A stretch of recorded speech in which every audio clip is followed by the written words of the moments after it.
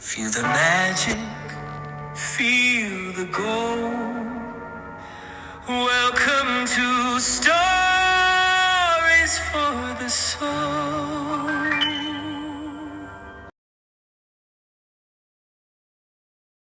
चुड़ैल और बच्चे।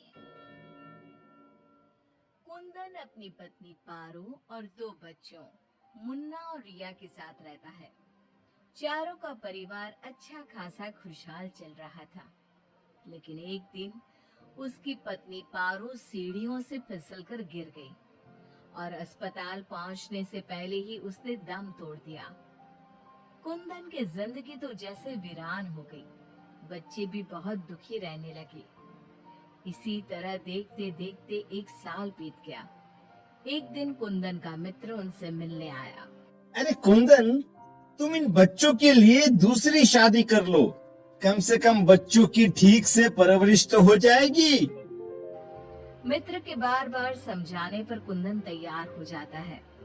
नई माँ रूपा शुरू में बच्चों और कुंदन का बहुत ख्याल रखती है, पर 6-7 महीने बाद ही वो कुंदन के जाने के बाद आराम से सो जाती और जब मुन्ना और रिया स्कूल से आते तो, ए रिया, जल्दी से पूरे घर की सफाई कर और बर्तन धो दे, तभी खाना मिलेगा। और मुन्ना, जाकर छत की धुलाई कर। वो बच्चों से ही घर का सारा काम करवाती है। उन्हें खाना भी ठीक से नहीं देती। खुद के लिए और कुंदन के लिए वो बढ़िया बढ़िया पकवान बनाती। जब रात को कुंदन काम से वापस आता तो, अरे, बच्चों ने खाना खा लिया? उनको तो मैंने कब का खिला पिलाकर सोने भेज दिया है। कितना ख्याल रखती है ये बच्चों का। एक दिन जब रूपा सो रही थी, मुन्ना देखता है कि रसोई की अलमारी में मिठाई रखी है, लेकिन वो वहां तक पहुंच नहीं पाता। तो वो अपनी बहन को बुलाकर लाता है। मैं घोड़ा बन जाता हूँ, तुम मेरे ऊपर चढ़कर वो मिठाई उतार दो। उन्होंने मिठाई उतारी और खा ली। अचानक मिठाई का डिब्बा रिया के हाथ से नीचे गिर जाता है और बिखर जाता है। आवाज सुनकर रूपा भागते हुए आती है। उसने आओ देखा न ताओ और दोनों की खूब पिटाई करती। जब देखो तब भूखे ही रहते हैं ये बच्चे, न जाने इनका पेट है कि कुआं। बच्चे खूब देर तक रोते रहते हैं, लेकिन फिर आपस में ही बातें और मजाक करके एक दूसरे का मन बहलाने लगते हैं। रिया, जब मैं बड़ा हो जाऊंगा ना, तो एक मिठाई की दुकान खोल लूंगा। पहले हम लोग खूब सारी मिठाइयाँ खाएंगे और फिर बेचेंगे। मुन्ना, मेरी तो शादी हो जाएगी, तुम अकेले ही सारी मिठाइयाँ खाओगे ना? अरे हाँ रे, तब तक तो मेरी भी शादी हो जाएगी। कुंदन जब घर आता है तब उसकी माँ बच्चों की खूब शिकायत करती है। अरे बच्चों, तुम्हारी माँ तुम्हारा कितना ध्यान रखती है। आखिर क्या कमी है तुम दोनों को? पिताजी, उनकी बात पूरी भी नहीं हो पाती कि हाँ हाँ कह दो कि मैं तुम्हें खाना नहीं देती, सारे दिन घर के काम करवाती हूँ, कह दो ना। मुन्ना चुपचाप खड़ा रहता है। अब तो हम दोनों को पिताजी से बात भी नहीं करने देती, नहीं माँ। मुन्ना और रिया बहुत दुखी होते हैं। रात को इन बच्चों ने नाक में दम कर दिया है। तुम इन्हें लेकर जाओ और कहीं जंगल में छोड़कर आओ।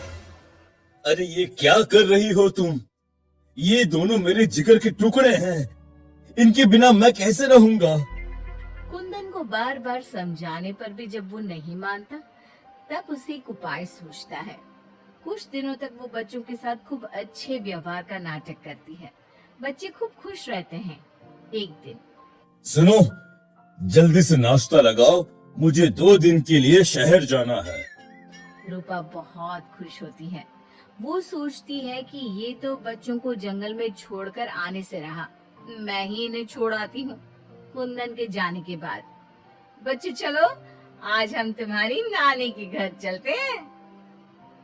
बहुत देर तक चलते चलते जब वो सब घने जंगल में पहुंच जाते हैं तब, माँ, इधर का नानी का घर है। लगता है हम रास्ता भूल गए हैं। अच्छा, तुम लोग यहीं रुको, मैं रास्ता पूछकर थोड़ी देर में आती हूँ। हाँ, ये कहकर रूपा उन्हें वहीं छोड़कर चली जाती है। बहुत देर हो जाती है और रूपा वापस नहीं आती तो माँ कब आएगी भैया? इस तरह सुबह से शाम हो जाती है। जहाँ एक तरफ बच्चे जंगल में अपनी माँ का इंतजार कर रहे होते हैं, वहीं दूसरी तरफ रूपा घर में आराम से बैठी थी। इसी तरह 2 दिन बीत जाते हैं और 2 दिन बाद कुंदन जब घर वापस आता है तो बच्चे कहाँ हैं? मैं उन्हें जंगल में छोड़ आई। ये तुमने क्या किया रूपा? बच्चे बेचारे जंगल में अकेले कहाँ भटक रहे होंगे? क्या किया तुमने ये? देखो, अगर तुम्हें अपने बच्चों की इतनी ही चिंता है ना, तो जाओ तुम और उन्हें ढूंढते रहो। कुंदन बच्चों को ढूंढने की बहुत कोशिश करता है, पर बच्चों का कुछ भी पता नहीं चलता। कुंदन बहुत दुखी होता है। अब वो हर रोज काम पर जाने के बहाने जंगल में बच्चों को ढूंढता हुआ भटकता रहता है। रूपा के जाने के बाद बच्चे रोते रोते आगे बढ़ने लगते हैं। माँ बड़ी चालाकी से हमें जंगल में छोड़कर चली गई। अब हमें रहने के लिए कोई ठिकाना ढूंढना ही होगा। अब तो अंधेरा भी गिर रहा है। आगे जाते ही उनको एक झोपड़ी दिखती है। बच्चों को थोड़ी आशा बनती है। दोनों भागते भागते वहां पहुंचते हैं और झांक कर अंदर देखते हैं तो एक बुढ़िया चरखे पर सूत काट रही थी। उसके शरीर पर सफेद वस्त्र थे। अंदर का माहौल बड़ा डरावना लगता है, पर बच्चों को तो कोई आसरा चाहिए था। वो दोनों दरवाजा खटखटाने लगते हैं। तभी वो बुढ़िया पीछे मुड़ती है। बच्चे जैसे ही उसे देखते हैं, उनके शरीर के अंदर भय से एक अजीब सी सिहरन दौड़ जाती है। माथे पर बड़ी सी लाल बिंदी, आंखें सुर्ख लाल और बाल भी अस्त व्यस्त।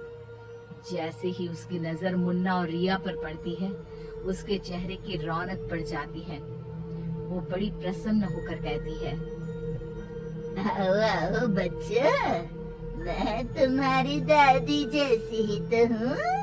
आजा। बच्चों को प्यार से वो घर के अंदर बुलाती है।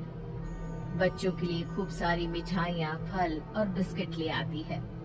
बच्चे तो पहले से ही भूखे थे। वे खाना देखकर उस पर टूट पड़ते हैं। उनका सारा डर भी दूर हो जाता है। वो खाने के बाद तुरंत ही सो जाते हैं। जब सुबह उठते हैं तो बच्चे, हम घर के पीछे वाले बगीचे में चलते हैं। वहाँ बहुत सुंदर फूलों का बगीचा था। मुन्ना और रिया वहीं खेलने लगते हैं। बुढ़िया अंदर चली जाती है। तब तक मुन्ना की नजर एक गिलहरी पर पड़ती है, जो एक कोने में दुबकी हुई थी। मुन्ना उसे प्यार से अपने हाथ में उठा लेता है। तभी गिलहरी इंसानों की आवाज में बोलती है, बच्चों, तुम लोग यहाँ से भाग जाओ। ये बुढ़िया एक खतरनाक चुड़ैल है। तुम्हें खिला पिला कर पहले मोटा करेगी, फिर पिंजरे में डाल देगी। सभी बच्चों को ये जादुई छड़ी से पशु पक्षी बनाकर बगीचे में रख देती है। एक एक करके अपनी जादू की छड़ी से सबको बेहोश कर देती है और कढ़ाई में तेल गरम करके पकोड़े बनाकर खा जाती है। इसके पास एक आदमकद का पिंजरा है। ये खुद उसकी सफाई करती है। ये कहकर गिलहरी जमीन पर कूद जाती है। जब दोनों घर में जाते हैं तो देखते हैं कि बुढ़िया पिंजरे की सफाई कर रही थी और उसके मुंह पर खून लगा था। बच्चों को देखते ही अपना मुंह पोंछने लगती है वो। रिया चारों तरफ जादू की छड़ी ढूंढने के लिए नजर दौड़ाने लगती है। अचानक उसे जादू की छड़ी दिखाई देती है और वो दोनों लपटकर वो छड़ी उठा लेते हैं। जादुई छड़ी, पिंजरा बंद कर दो। पिंजरा बंद हो जाता है। पिंजरा बंद होते ही वो बुढ़िया एक खतरनाक चुड़ैल बन जाती है और चीखने लगती है, दादी, आज तुम भी पिंजरे में बंद होने का मजा उठा लो ना। दोनों हंसते हैं। दादी दादी, यही वो जादुई छड़ी है ना, जिससे तुम सब बच्चों को चूहा, बिल्ली और गिलहरी बनाती हो। बोलो, तुमको क्या बनना है? मुझे बाहर निकाल, वरना मैं तेरा खून पी जाऊंगी। छड़ी मेरे हवाले कर दे। दादी, पिंजरे में कुछ खाने को दो। ये लो, तब तक आम की गुठलियां चूसो, इनमें अभी भी बहुत रस बचा है। दोनों आम की ढेर सारी गुठलियां पिंजरे में फेंक देते हैं। एक बार मैं बाहर आ जाऊं ना, तुम दोनों के पकोड़े बनाकर चबा जाऊंगी। जे काली कलकत्ते वाली, तेरा वचन न जाए खाली।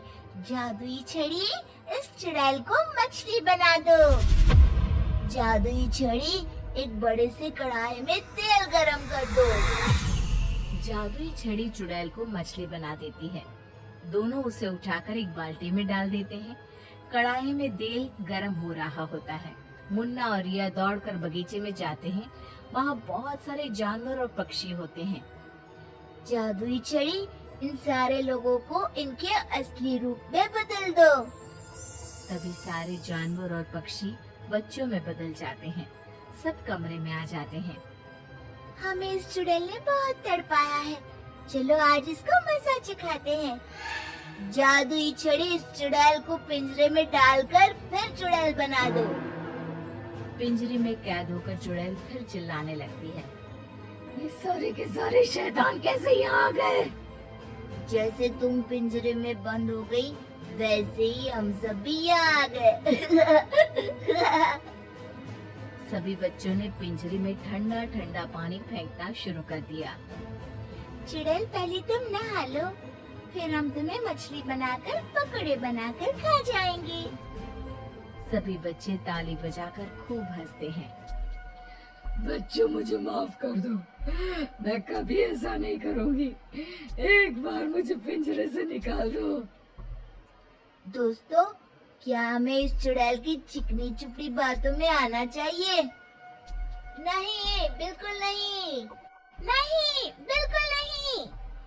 मुन्ना जोर से छड़ी फटकारता है। जादुई छड़ी, इस चुड़ैल को मछली बनाकर कढ़ाई में डाल दो। मछली की कढ़ाई में गिरते ही बहुत तेज आवाज होती है, जैसे कहीं बिजली चमकी हो। सभी बच्चे डरकर एक दूसरे से चिपक जाते हैं। मछली का आकार बहुत बड़ी सी चुड़ैल का हो जाता है। वो बार बार कढ़ाई से निकलने की कोशिश करती है। सभी बच्चे मिलकर उसे फिर कढ़ाई में ढकेल देते हैं। अंत में वो गरम तेल में जलकर मर जाती है। सब बच्चे खुश होकर तालियां बजाने लगते हैं। मुन्ना जादू की छड़ी की सहायता से सभी बच्चों के साथ शहर आ जाता है। जब वे अपने घर पहुंचते हैं तब पिताजी, हम आ गए। कुंदन उनकी आवाज सुनते ही भागता हुआ आता है। बच्चों को देखकर उसकी आंखों से झरझर आंसू गिरने लगते हैं। पिताजी, आप रोइए मत, अब हमारे दुख के दिन खत्म हो गए हैं। मुन्ना कुंदन को सारी बात बताता है। जादुई छड़ी पाकर उनके सारे कष्ट खत्म हो जाते हैं। अब तो नई माँ भी उनको प्यार करने लगती है।